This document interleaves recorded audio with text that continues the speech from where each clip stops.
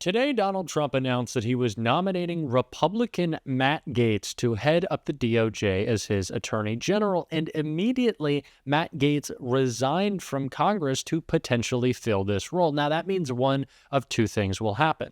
Matt Gaetz will be nominated formally by the Senate and become the AG, which would be a nightmare, or he just willingly gave up his seat in Congress, which still stands as a possibility considering some news we got today about top Republican officials who oppose Matt Gaetz. Now, again, the Senate majority is held by Republicans, but it is not that large. Some key breaks with Trump could lead to not only Matt Gaetz not getting this position, but like I said, no longer being a member of Congress. And that is a possibility and some news that we are going to check out in just a second. But before we do, if I could quickly ask you to leave a like on this video. And if you haven't already and you enjoy our channel, to hit that subscribe button. It goes a long way and it really means the world to me. Now, like I said, there are senators who are already speaking out and opposing Gaetz. But before we get into that, I want to hear what one senator said a couple of months ago in this clip right here. You got to think about this guy. This is a guy that the media didn't give a time of day to after he was accused of sleeping with an underage girl. And there's a reason why no one in the conference came and defended him, because we had all seen the videos he was showing on the House floor that all of us had walked away of the girls that he had slept with. He'd brag about how he would crush ED medicine and chase it with an energy drink so he could go all night. This is obviously before you got married. And so when that accusation came out, no one defended him, and then no one on the media would give him a time of the day. All of a sudden he found fame because he opposed the Speaker of the House back in November. And he's always stayed there, and he was never going to leave until he got this last moment of fame by going after a motion to vacate. Now, that was Republican Senator Mark Wayne Mullen, who justifiably was calling out Matt Gaetz then, but has now said he will support him, which of course is what we can expect from these spineless Republicans. But like I said, there are still some who oppose him, but it's difficult for them to even do so, because think about it. What are they going to say? That there are investigations into his crimes? They voted for a felon already. They say he's unqualified or too extreme.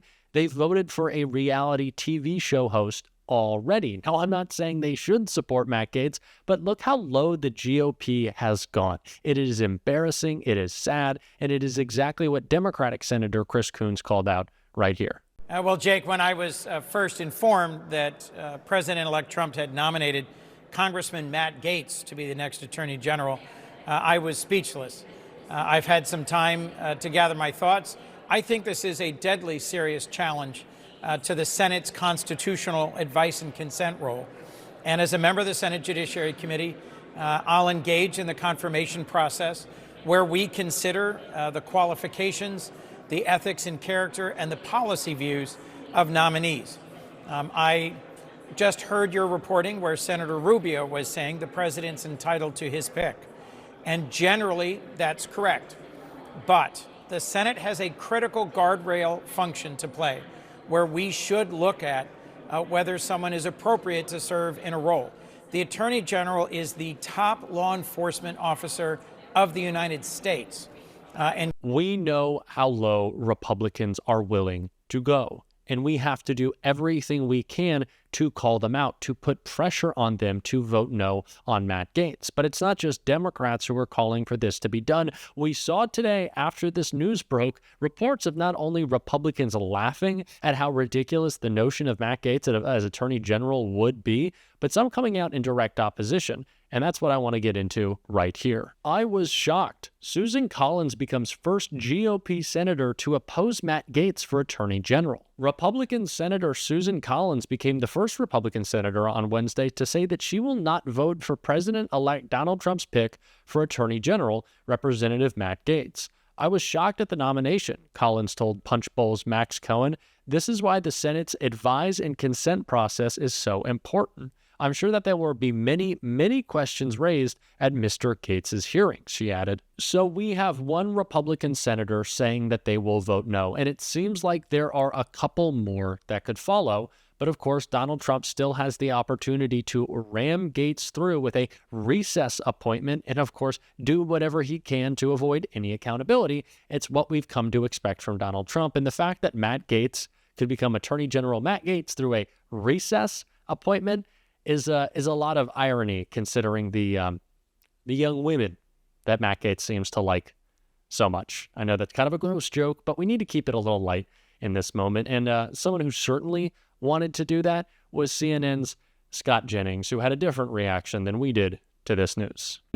Scott, I don't think I'm divulging or betraying any confidences to say that when we told you the news, you were in disbelief. Are you not entertained? I mean, this is the most entertaining transition I've ever seen. No, I was as surprised as Paula, because it's not a name that we had seen. You know, we'd seen some reporting, a lot of different names, frankly, a lot of really sort of well-heeled Washington legal types that were on the list. So I'm as surprised as anyone.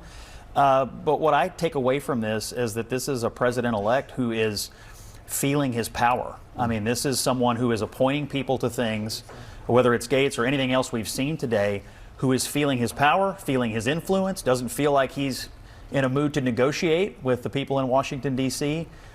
He's here to do what he wants to do, and he's going to expect the Republicans to fall in line. Now, all these people, whether it's Gaetz or Hegseth or anyone else, have to go to confirmation and go through these committee hearings and prove themselves like anyone else. But it is apparent to me that Trump is in a decisive mood and is not someone who's interested in picking things that he would consider to be watered down. So that's my initial reaction to this one. I mean, we truly learned about it 2 seconds before we came on here. So pretty wild day. Yeah, we had to say it. Am I entertained, Scott, by someone who wants to weaponize the Justice Department, a criminal who wants to make sure that they are never held accountable?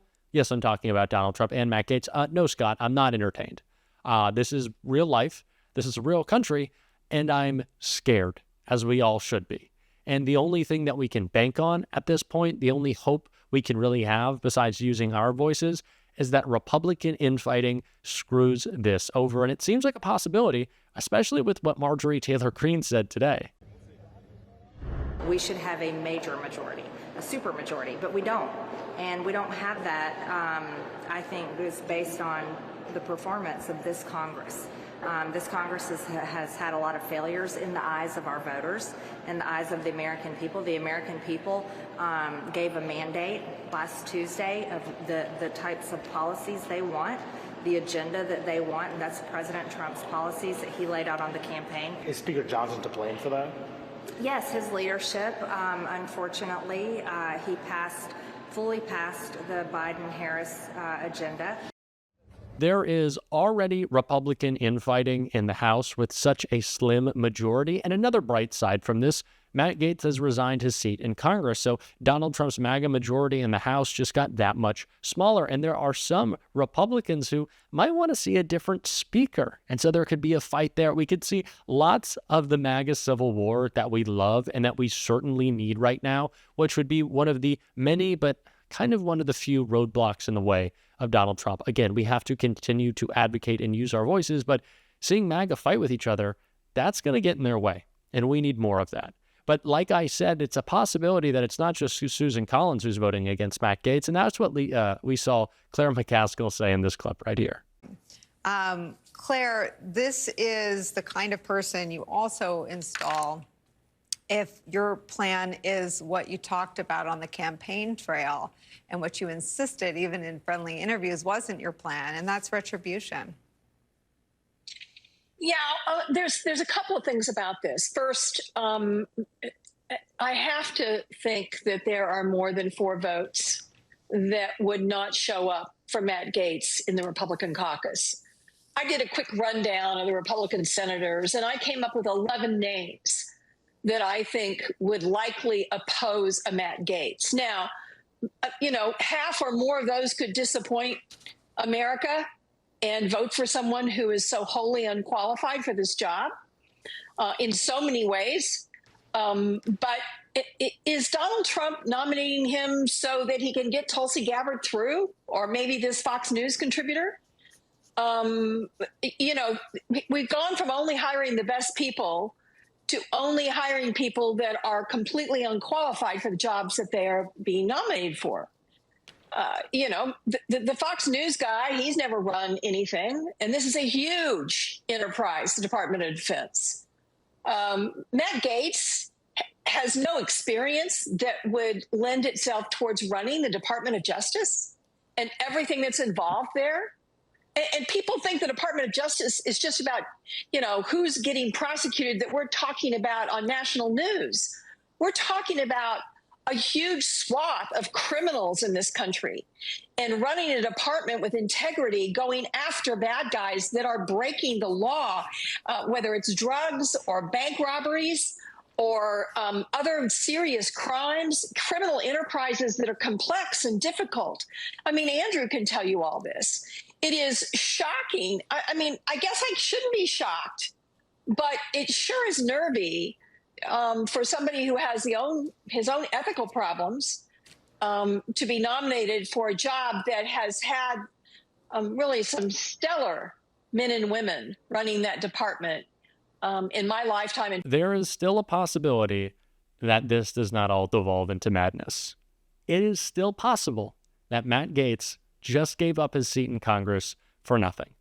We can hope, we can pray, but we have to continue to fight and talk about it. And that's what we're going to be doing on this show every single day. And if you want to support that, as always, you can hit that subscribe button. You can leave a like on this video. And if you're stuck around at the end, you can drop a blue heart in the comments. And until next time, I'll see you soon.